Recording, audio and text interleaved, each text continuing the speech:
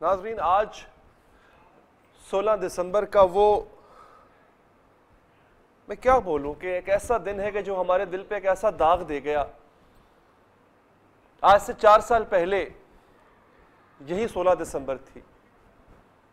आज इतवार का दिन है और 16 दिसंबर है, और मैं दुआ कर रहा हूं काश उस दिन भी इतवार का दिन होता और 16 दिसंबर होते। उस दिन भी अगर इतवार का दिन होता तो स्कूल की छुट्टी होती। उस दिन ये बच्चे जो आज हम में नहीं ही हैं, ये वो फूल जो खिलने से पहले नोच दिए गए, मसल दिए गए, वो छुट्टी मना रहे होते। काश उस दिन भी इतवार होता। लेकिन अफसोस पूरी कौम के सीने पे, उसके दिल पे ये दाग हमेशा के लिए लग गया है। ये दुख हम कभी नहीं भूलेंगे। मेरे बच्चों, कसूर हमारा है, हम आपकी हिफाजत नहीं कर सके, हमें माफ कर देना। हम आपकी हिफाजत नहीं कर सके। यह गलती हमारी भी है जिसका खुमियाजा आपने भुगता। यह गलती, बल्कि गलतियां हमसे पहले वाले हमारे बड़ों की भी हैं जिसका खुमियाजा आपने भुगता। मेरी जान, मेरे लख्ते जिगर, हमें माफ कर देना। हम आपकी हिफाजत नहीं कर सके। हाँ, और एक और बात, किसी मां ने अपने बच्चे को, किसी अपने लख्ते जिगर को उसके बस्ते में लंच बॉक्स डाल के स्कूल इसलिए नहीं भेजा था कि वो जाके दुश्मनों को शिकस्त देगा या वो कुर्बानी के तौर पे इस्तेमाल होगा। ये बच्चे कुर्बानियों के लिए नहीं होते। इन बच्चों को तो जवान किया जाता है, इन बच्चों को तो अपना खून दिया जाता है, ना कि इनका खून बहाया जाता है। मेरा बेटा, ये कसूर हमारा है, हम आपकी हिफाजत नहीं कर सके, हमें माफ कर देना। लेकिन एक बात आज मैं बता देना चाहता हूं, आज का दिन हम सिर्फ सोग नहीं मनाएंगे, हम इस बात का आदा करेंगे कि हमने बदला भी लेना है। दुश्मन, जो दाग तूने हमारे दिल पे लगाया है, जो जख्म तूने हमें दिया है, हम रहे ना रहे, ये हमारे नन्हे फूल जब बड़े होंगे ये तुझसे बदला लेंगे। हथियार उठाकर नहीं, इन्हीं बस्तों से, इसी कलम से जो तूने उनसे छीनने की कोशिश की थी। ये बड़े होके वो तनावर दरख्त बनेंगे जिससे सबको छांव मयस्सर होगी। वो तेरी तरह दहकता अंगारा नहीं होंगे। और यही तेरी शिकस्त है दुश्मन, यही तेरे बयानिए की शिकस्त है, यही तेरी मौत है। तू गुमनामी के अंधेरों में जिएगा, ये ताबिंदा रहेंगे, अबद तक रहेंगे, पर तू नहीं रहेगा। आपको मैं बता दूं कि आज जो नशिस्त हमने यहां पे रखी है, हमारे साथ कुछ बच्चे जो मौजूद हैं, ये स्कूलों के बच्चे हैं, एपीएस के बच्चे भी मौजूद हैं। ये दिन इन्हीं का है, बल्कि मैं यूं कहूंगा ये मुस्तकबिल भी इन्हीं का है। ऐसे ही एक गाजी का बयान, हमारा प्यारा बच्चा वलीद, जिसको दुश्मनों ने कोशिश की कि इस कली को भी नोच लिया जाए, 7 बुलेट्स उसके सीने में दागी गई। अल्लाह का मौजज़ा, अल्लाह मौजज़ुमा, अल्लाह ने उसको जिंदगी अता की। और आज वो दुश्मन की आंखों में आंखें डाल के क्या कह रहा है, ये सुनिए। अस्सलाम वालेकुम एवरीवन, मेरा नाम मोहम्मद वलीद ख़ान है और मैं एपीएस अटैक का सर्वाइवर हूँ।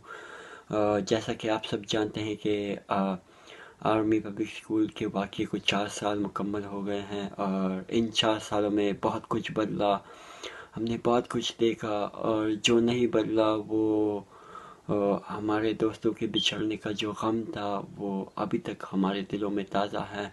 और दूसरी बात, जो हमारे हौसले हैं वो अभी तक उसी तरह बुलंद हैं और इंशाल्लाह आगे भी इसी तरह बुलंद रहेंगे। और हमने अभी तक हिम्मत नहीं हारी और दहशतगर्दी के ख़िलाफ़ इस जंग में हम अभी तक डटे हुए हैं। हम हिम्मत नहीं हारेंगे और इंशाल्लाह उन दहशतगर्द अनासर को हम तालीम के ज़रिए शिकस्त देंगे। और जो हमारे दोस्त इस वाक़े में शहीद हुए हैं, जो शुहदा हैं, इंशाल्लाह उन्होंने जो ख्वाब देखे थे अब उनके ख्वाब हम पूरे करेंगे। और इंशाल्लाह आप इस हौसले को पस्त करने चला था ये दुश्मन। आपने गुफ्तगू सुनी वलीद की, इस हौसले को मिटाने चला था। लेकिन एक बात मेरी समझ से बाहर है नाज़रीन, कि क्या उस शख्स की अपनी औलाद नहीं थी?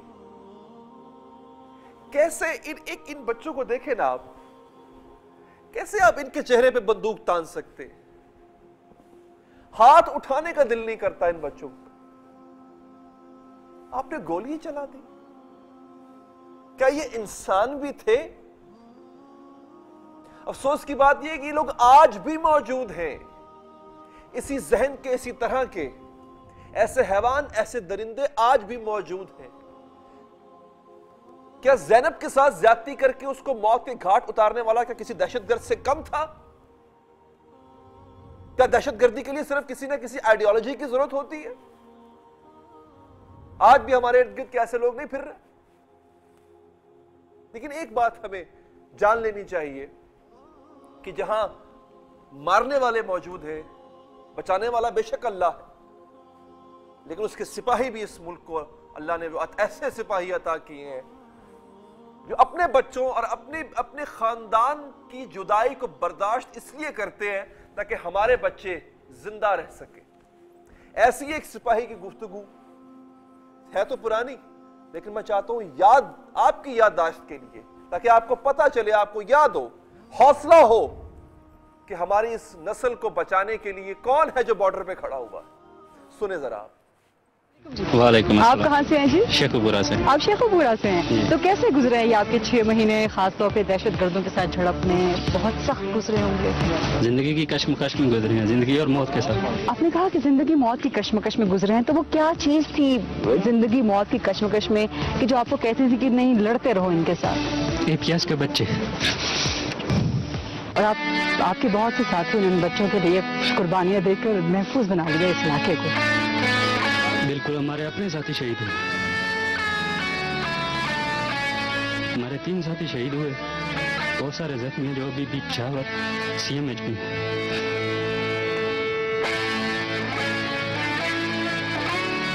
तो महसूस होता है कि आपने उन बच्चों का बदला ले लिया। हमने, हमें फख्र है इस बात के ऊपर। क्या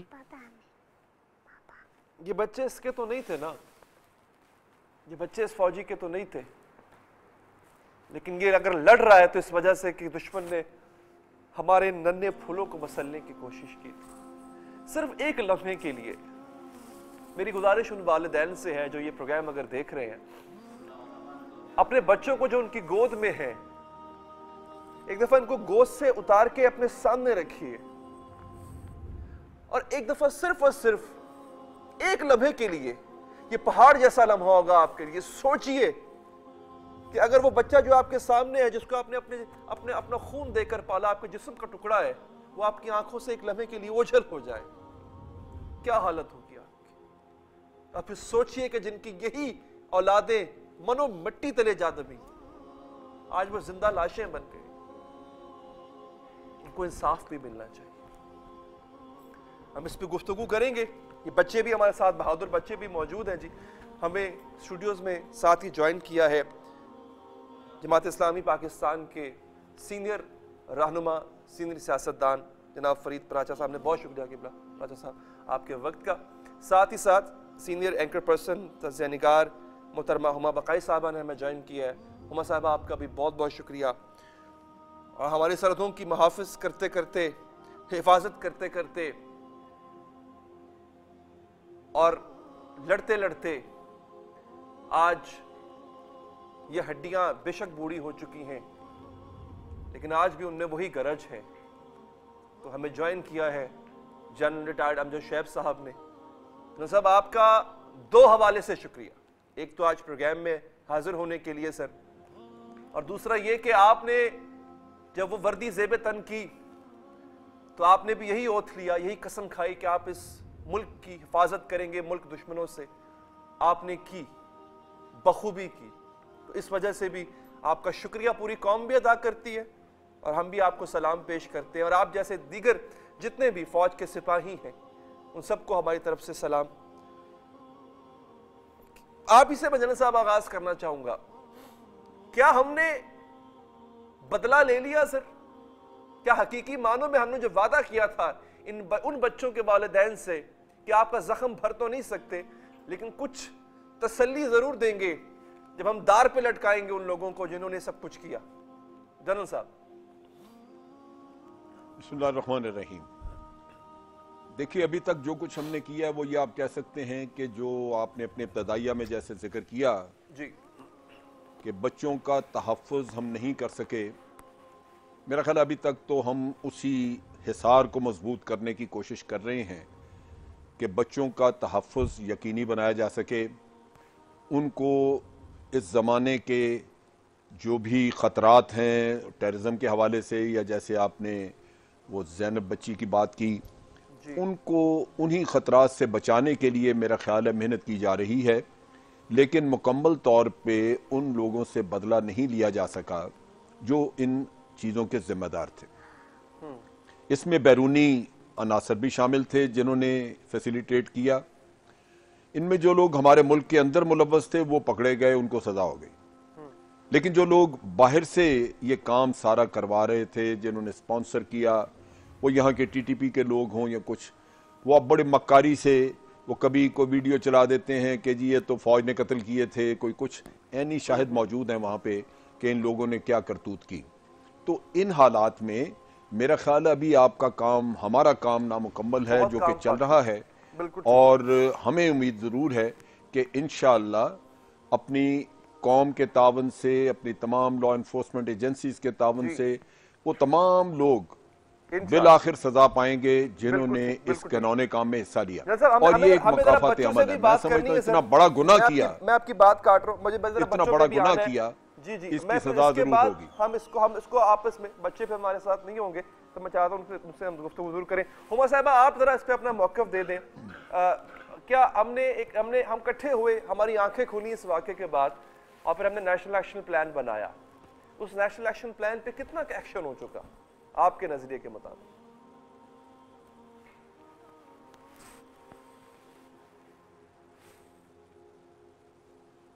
अच्छा, हमारी लाइन नहीं है पर अच्छा साहब, सर ये चेहरे देखे आपने, ऐसे ही चेहरे उस वक्त मौजूद थे उस स्कूल में, सबक पढ़ाया जा रहा था, सबक पढ़ा जा रहा था। न जाने उन परिंदों को क्या सोची कि उनको इसमें अपना दुश्मन नजर आ गया।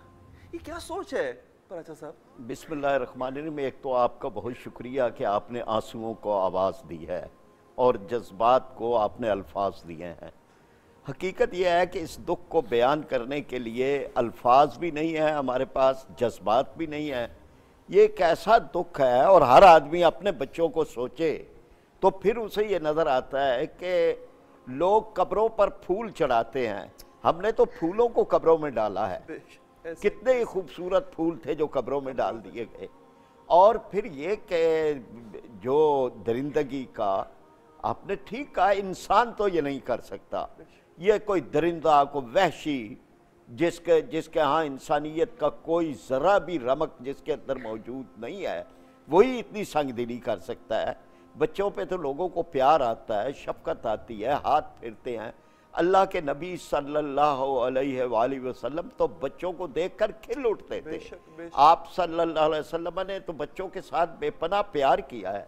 इसलिए मैं ये समझता हूँ कि जो आपका सवाल है वो ये है कि अभी ये काम के कई पहलू बाकी हैं। एक पहलू तो ये है कि कमीशन अब बना है, ये बड़े देर बाद बना, कमीशन को बनना चाहिए था, हकाइक सामने आने चाहिए थे। फिर उसके बाद ये जो हिफाजत का मामला, बिल्कुल ठीक बात है कि अब भी तो मतलब ऐसी सूरत हाल है कि हमने अपने बच्चों को जो स्कूलों में जाते हैं, जिनका जो हमारी मुस्तकबिल के मेहमान हैं, उनके लिए जो हिफाजती हसार हैं कई लिहाज से, दरिंदगी के मुकाबले में इस तरह के, जैसे ज़ैनब का सानिया हुआ, इस तरह के वाक़यात के उसमें, फिर उसके बाद बच्चों के करैक्टर के ऊपर जो उनकी ये तामीर साजी का मौका है, ये बच्चे हैं, यही हमारे फूल हैं, लेकिन इनके ऊपर जो असरात मुख्तलिफ। मैं किबला आप ही की बात को आगे बढ़ाते हुए, ये मुशाहिदा हमने खुद भी किया, हमारे बच्चे भी स्कूल जाते हैं। हुमा साहिबा को आवाज़ जा रही है जी मेरी? अभी नहीं जा रही। मैं एक चीज़ सिर्फ बता दूं कि आप बच्चा जब स्कूल में एंटर होता है, बच्चों को स्कूल छोड़ने जाते हैं, ऐसा लगता है किसी स्कूल में नहीं, किसी छावनी में छोड़ने जा रहे हैं। खारदार तारें लगी हुई हैं, बंदूक उठाए गार्ड्स मौजूद है, अच्छी बात है, होना चाहिए। लेकिन आप देखिए कि बच्चा जब स्कूल में एंटर होता है, हम पहले बच्चा जो है वो खताती पढ़ा करता था, स्कूल में एंटर होते वक्त अकवाल पढ़ा करता था बड़ों के, लेकिन अब वो क्या देखता है, बंदूकें हैं और मोर्चे बने हुए हैं, तो क्या ज़हनी असर पड़ता होगा। अच्छा, बच्चे जी हमारे साथ जो मौजूद हैं जी, ये बड़े प्यारा एक बच्चा है। आपका नाम क्या है बेटा? अनस हमारे साथ, बहुत प्यारा बच्चा, ये स्कूल जाएगा, बहादुर बच्चा है इंशाल्लाह। अच्छा, एपीएस के यहाँ बच्चे मौजूद हैं हमारे साथ जो एपीएस से आए हैं। किधर है बेटा आप? इधर, हाँ इधर थोड़ा सा आगे आ जाए मेरे साथ। क्या नाम है बेटा आपका? सुहेब, आप एपीएस पेशावर में उस वक्त थे, पढ़ते थे जब ये वाकया हुआ? जी। अच्छा, आपको इस वाकये का पता, आपकी जल्दी छुट्टी हो गई थी मुझे बताया गया, जब आप घर आए तब आपको उस वाकये का पता चला? जी। अच्छा, तो फिर आपके कुछ दोस्त भी थे, कुछ जानने, आप वो चेहरे जो आप स्कूल में देखा करते थे, जब आप अगले दिन गए तो वो नहीं थे? कुछ थे ऐसे, लेकिन अब दिल करता था फिर स्कूल जाने को उसके बाद? कहता तो था, हमें उनसे बदला लेना। अच्छा। उन्होंने हम पर गोलियों से वार किया, हम उन पर कलम से वार करेंगे। वाह। हम उनसे बदला जरूर लेंगे। आप कौन सी जमात में बेटा? मैं छठी जमात में। छठी जमात। सुन लिया, एक बच्चे का हौसला है, सुनो और शर्मिंदा रहो, बल्कि डर के रहो तुम इन बच्चों से। ये इस कौम का मुस्तकबिल है जिसको तुम तबाह करने चले थे। इस कौम के जवान हों, इस कौम के पीर हों या बच्चे हों, तुम इनको मार सकते होगे, तुम उनका हौसला नहीं मार सकते। ये कुछ सिखाए हुए बच्चे नहीं है, इन्होंने भी अपनी आंखों से देखा है कि अब इन बच्चों का खून जो था वो रायगा नहीं जाएगा। ये सुनो आप, ये नन्हे बच्चे इंशाअल्लाह। मुझे बताओ, स्कूल से भागना तो नहीं है ना, डरना तो नहीं है ना स्कूल से? नहीं। जो मर्जी हो जाए, ठीक है ना? पढ़ना है और आगे बढ़ना है, और सबसे बढ़ के इस मुल्क के लिए काम करना है, ठीक है ना बच्चों? ये मुल्क हमारा है, इस मुल्क के लिए जो कुछ करना है हमने करना है, ठीक है जी? अब मुझे बताया जी, उमा बकाई साहबा ऑनलाइन है हमारे साथ। अच्छा, एक वक्फा लेते हैं जी, वक्फे के बाद जब वापस आएंगे इसका हल भी ढूंढते हैं ना। हमने सारी उम्र इन बच्चों को खारदार तारों के हिसार में या बंदूकों के हिसार में तो नहीं रखना ना। इनको हम आज़ाद हैं, हमने इनको आज़ादी की फिजा का मज़ा देना है, वो लुत्फ देना है। प्राचा साहब बता सकते हैं, जब इनकी जवानी में क्या ऐसे गार्ड बिठाना पड़ता था सर आपको दफ्तरों के बाहर? वो वक्त, क्या हमने भी वो वक्त देखा है, क्या खूबसूरत वक्त था वो, जब मसाजिद के बाहर पुलिस वाले की जरूरत नहीं पड़ती थी आपको, स्कूलों के बाहर नहीं पड़ती थी। हमने वो वक्त इन बच्चों को दोबारा ला के देना। इस वक्फे के बाद बात करेंगे। वेलकम बैक जी। बच्चों, आपने सुना, नगमा सुना, दुश्मन का काम है भटकाना और हमें मंजिल तक पहुंचाना है, मंजिल तक आपने पहुंचाना है, ठीक है ना? आपने मजबूत रहना है, हौसला बुलंद रखना है अपना, ठीक है? जनरल साहब, सर हम जरा साथ में इसके हल की तरफ भी आते हैं और कुछ और बातें भी करते हैं। सर, ये एक अकेला सानिया सर नहीं हुआ, सकूत ढाका भी एक ऐसा वाकया है जो एक अब्दी दाग दे गया हमारे मुल्क पर, हमारी सरहदों पर, हमारे दिलों पर। सर, अब तनकीद करने वाले ये कहते हैं सर, अब इसाने ये जो पेशावर है, एपीएस है, इसकी तहकीकात हो, वो मंजर आम पे नहीं आती हैं। फिर सकूत ढाका में कौन जिम्मेदार था, वो मंजर आम पे नहीं आती हैं। सर, जब तक गलती का तयन हम नहीं करेंगे तो तब तक हमें मालूम कैसे पड़ेगा कि आइंदा ये गलती जो है वो नहीं दोहरानी चाहिए हमें? देखिए, बात यह है अली हैदर के यहाँ पे इस सब्जेक्ट के ऊपर बड़ी कम रिसर्च हुई है, और एक नैरेटिव जो बाहर से इम्पोज किया गया जिसमें भारत का बहुत बड़ा हाथ था, फिर बांग्लादेश में जो ऐसी कुव्वतें जो भारत के इमा पे काम कर रही थी, उन्होंने बहुत सारा इस पे मैं समझता हूँ फैब्रिकेटेड काम किया, जिसकी वजह से एक नैरेटिव दुनिया में फैलाया गया। उसमें बहुत सारा झूठ है कि इतने लाख मार दिए गए, इतने रेप्स हो गए, ये हो गया, वो हो गया। मैं बहुत सारे ऐसे लोगों को, बहुत सारे ऐसे ऑफिसर्स हमारे साथ दिन रात उठते बैठते, हमारे अपने दोस्त अहबाब जो वहाँ मौजूद थे, और जो बांग्लादेशियों ने जो जुल्म किया, मुफ्ती बयानी ने वहाँ पे जो जुल्म किया, और उसके जवाब में फिर ये एक मिलिट्री एक्शन करना पड़ा, ये वो चीज़ें हैं जो हम सामने ला नहीं सके। एक चीज़ हमें जहन में रखनी चाहिए कि भारत ने इसकी बहुत अरसे से प्लानिंग की हुई थी। आज आप एक इंटरव्यू अगर देखें, ये शौकत अली, कर्नल शौकत अली, जो बाद में इनकी बांग्लादेश पार्लियामेंट के वो असेंबली के स्पीकर भी रहे थे, उनका इंटरव्यू, उन्होंने कहा जी हमने तो 60 की दहाई से ये काम शुरू कर दिया हुआ था इस पे। बिल्कुल। और फिर उन्होंने अगरतला केस का भी कहा। हमारे यहाँ लोग आज भी मानते नहीं है कि जी अगरतला जो है वो ऐसे ही था, ये है वो है, लेकिन अब आपके पास बहुत सारे इतराफात मौजूद हैं। सो हमें ये देखना है कि बाहर की साजिशें तो पाकिस्तान के खिलाफ हमेशा ही होती रहेंगी, अंदरूनी एलिमेंट क्या थे, वो अवामिल क्या थे जिनको बाहर की साजिशों से उजागर किया गया, उनके ऊपर काम किया गया। आपकी कुछ वल्नरेबिलिटीज थी, कि फॉल्ट लाइन्स थी, जिनके ऊपर ये काम करके तो उन्होंने अंदर से आपको एक्सप्लोड किया। आज जब हम 5th जनरेशन वॉर की बात करते हैं तो लोग कहते हैं कि जी हमें ये इस तरह का ढकोसला ना सुनाए, इस तरह की एक आपने बना लिया एक ऐसे नैरेटिव। आज भी आपके यहाँ वही मसाइल हैं कि आपकी सुबाइयत को हवा दी जा रही है, आपकी सेक्टेरियन प्रॉब्लम्स को हवा दी जा रही है।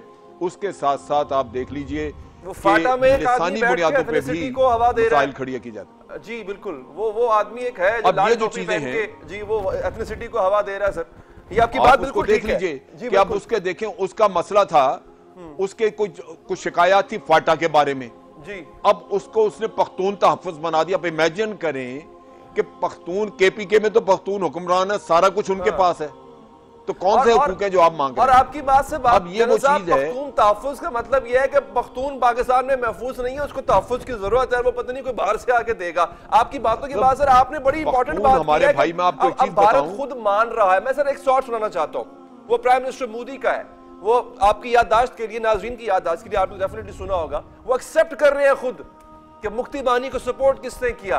और बड़ी अजीब बात लगती है, ऑपरेशन सर्च लाइट, नाज़रीन जनरल साहब इस बात की तायद करेंगे, 26 मार्च से 25 अप्रैल तक 1 महीना जारी रहा।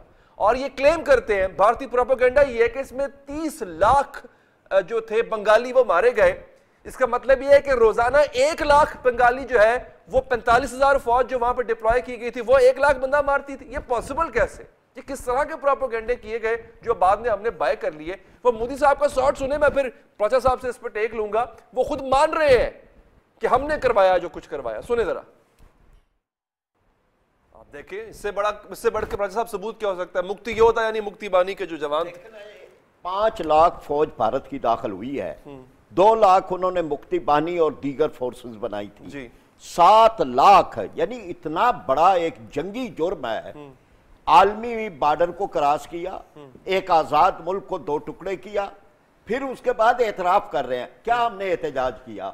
हमारी किसी वजारत खारजा ने? हमने कोई केस इस पे किया मोदी पे?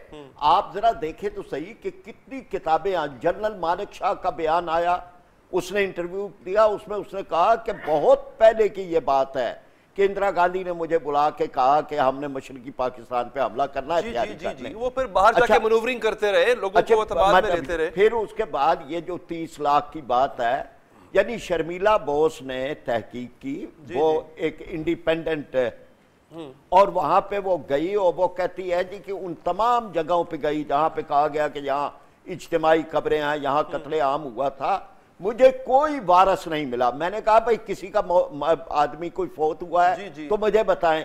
तो उसने कहा ये सब झूठ है।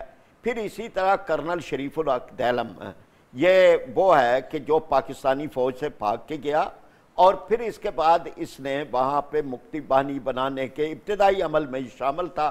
लेकिन इसने अपनी किताब में लिखा कि जल्दी हमें ये पता चल गया कि ये कोई हमारी आज़ादी की बात नहीं हो रही, सिर्फ यह कि इस्लामाबाद से तब्दील करके कलकत्ता को हमारा मरकज बनाया जा रहा है।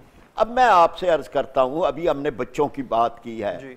यानी ये बच्चे जिन्होंने कुर्बानियां दी, जिन्होंने पाकिस्तान पे कुर्बान हो गए, जैसे वैसे कुर्बानी ना कहा करे, मेरा यहाँ से इख्तलाफ है, ये कुर्बान होने के लिए नहीं, ये हमारी गलती है जिसका मेरी बात है कि इनका लहू रायगां तो नहीं जाना, हम तो ये लहू जो है ये बड़ा कीमती समझते हैं ना, इस माने में कुर्बानी।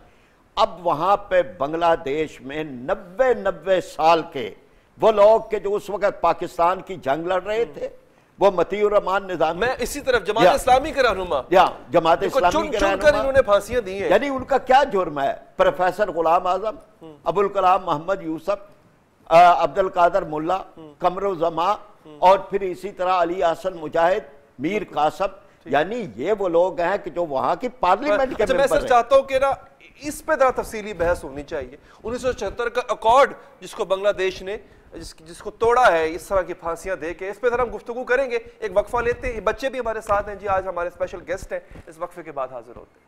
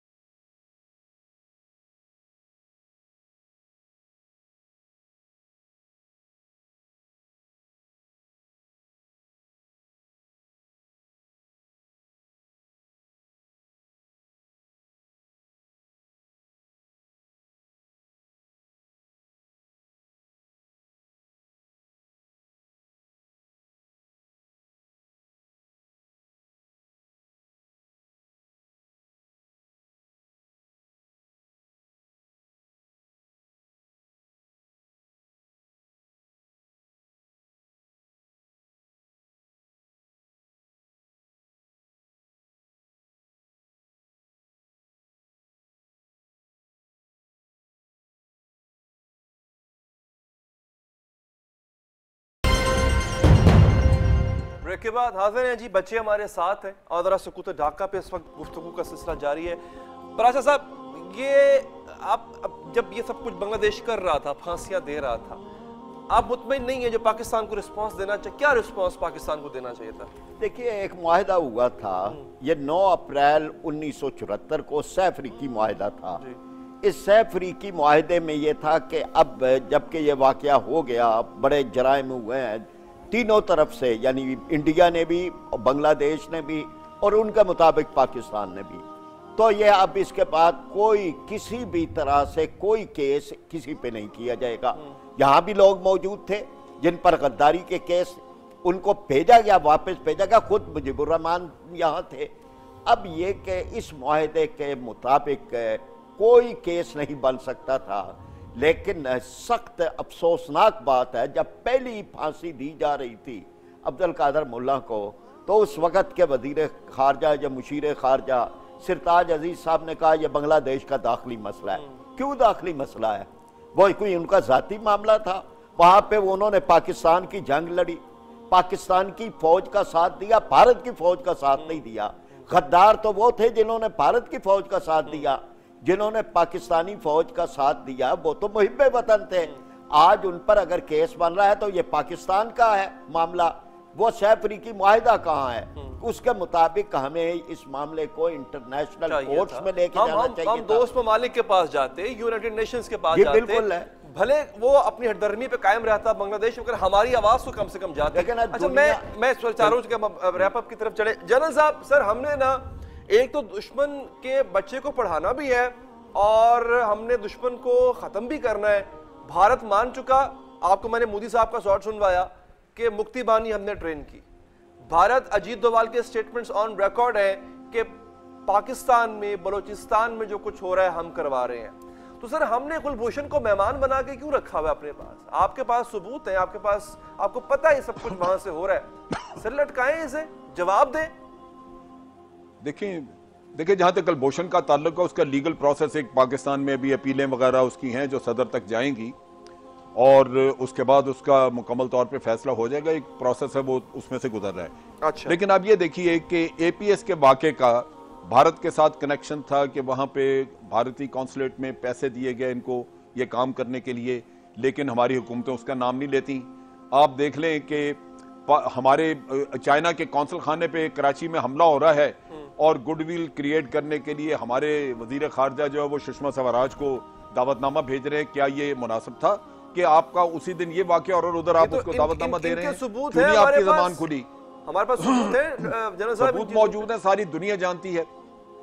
कलभूषण का पकड़ा हुआ आपको सारा नेटवर्क था जो बलोचिस्तान से काम कर रहा था और कराची से काम कर रहा था। लेकिन जब आपकी हुकूमतें ही एक ऐसा रोल प्ले करें जो कि आपके मुफाद में नहीं और दुश्मन के लिए फ्रेंडली एक रोल लेके चल पड़े, तो आप क्या कहेंगे किसी को? ये जो चीज थी, हमें इतना नुकसान पहुंचा कि 75,000 लोग हमारे गए, हमारी इकोनॉमी तबाह हो गई और भारत पूरी दुनिया में कहता रहा कि हम दहशतगर्द हैं, दुनिया मानती है। आखिरी सवाल हम नहीं बोले आगे। जरा अब इसको जरा क्रिटिकली देखिएगा सर। एक ऐसी जगह बंगाल सूबा जहां पे मुस्लिम लीग वहां बन रही है, करारदादे पाकिस्तान पढ़ने वाला शख्स बंगाली था, आखिर तहरीक पाकिस्तान में भी बंगालियों ने बढ़ चढ़ के हिस्सा लिया। आखिर क्यों इतने नाराज हो गए थे हमसे? ये देखिए, बहुत सारी वजूहात हैं, बहुत सारी आप वजूहात देख सकते हैं। उनमें गलतफहमियां भी थी, जो गलतफहमियां थी उनको दुश्मन ने बढ़ा चढ़ा के किया, बाहर की साजिशें भी मौजूद थी, सब कुछ। लेकिन एक चीज मुझे समझ से बालातर है कि अगर आपने एक डेमोक्रेटिक प्रोसेस चलाया, शफाफ इलेक्शन कराए और एक शख्स को उसको मेजॉरिटी वोट मिल रहा है, उसका राइट है हुकूमत करने का, वो क्यों रोका जा रहा है? बिल्कुल, बहुत जायज बात। शख्स को ये राइट दिया गया कि वो हुकूमत बनाए। सर बहुत बनाता तो आपने 6 पॉइंट इसी ने आगे पार्लियामेंट में लेके आने थे, वो देख लेता। इसी नुक्ते पे सर प्रोग्राम आज का खत्म करते हैं। एक दफा फिर मैं आपका भी शुक्रगुजार हूं, लेकिन उन सबसे बढ़ के मैं इन बच्चों का शुक्रगुजार हूं।